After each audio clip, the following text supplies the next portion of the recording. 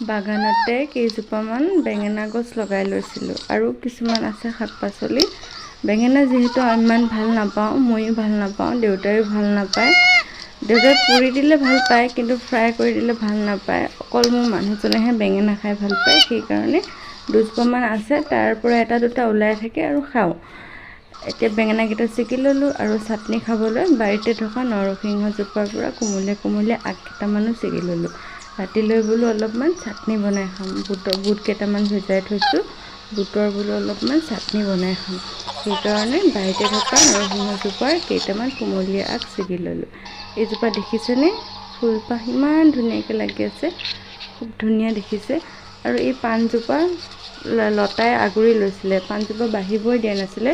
এই লতাকেইডালো ছিগি দিলোঁ আৰু এই গছজোপাতে কেইডালমান ভেদাইলতা ডাঙৰ হৈছে।